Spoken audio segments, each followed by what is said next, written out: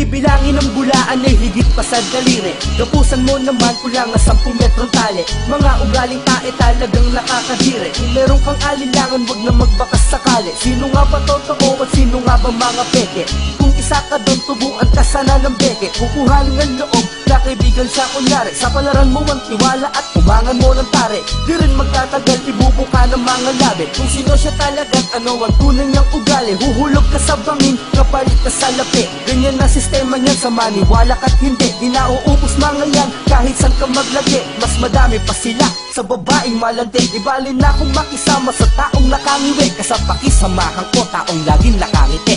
Sino nga ba ang mga bulaan? Mahirap kayang hulaan. O pwede ba itapon sila sa libingan, ibawas na sa listahan? Ilan pa ba sa kanila'y nakitira? Pwedeng pakikarkula ang mabisang paraan at pinakamaganda kung ayaw mong mabiktima. Huwag kang magpakatanga. Maiba naman ako sa chismosa ang punta. Nasa kultura na ito at nasa lahi talaga. Original na kwento ay dadagdagan nila. Yung tipong nautot ka lang sa kwento'y natae ka na. Kaya niyang pagsirain relasyon ng mag-asawa. Kaya rin niya wasakin ng matino na pagsasama. San sila masisilayan? Madalas ay sa kalsada.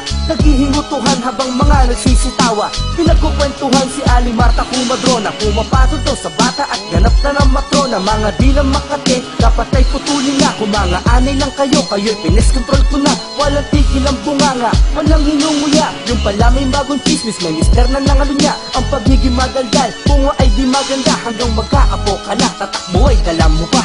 Sino nga ba? Walang tigil ang bunganga, ang hirap kayang manghula. O pwede ba patakan na ng kandila, guntingin ng mga dila? Ilan pa ba sa kanila'y nakitira? Pwedeng pakikarkula ang mabisang paraan at pinakamaganda kung ayaw mong mabiktima. Huwag kang magpakatanga. Isa pa tong kahulugan kapag sinabi mong barbero. Number 1 sa pag-imbento pagdating sa mga kwento. Bobo sa maraming bagay, magpapanggap na henyo. San mo matatagpuan? Meron sa amin, meron sa inyo. Pagalingan lang ba?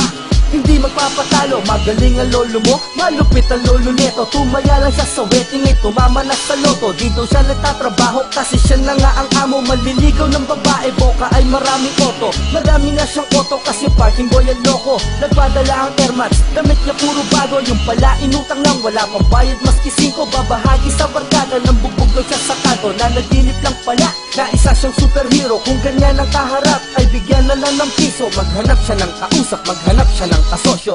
Sino nga ba? Madali lang sa pagkwento, bihasa sa pag-imbento. O pwede ba pag-aralin mo sa kanto at gawin mong abogado? Ilan pa ba sa kanila'y nakitira? Pwedeng pakikarkula ang mabisang paraan at pinakamaganda kung ayaw mong mabiktima. Huwag kang magpakatanga. BF Pro Music makes me crazy.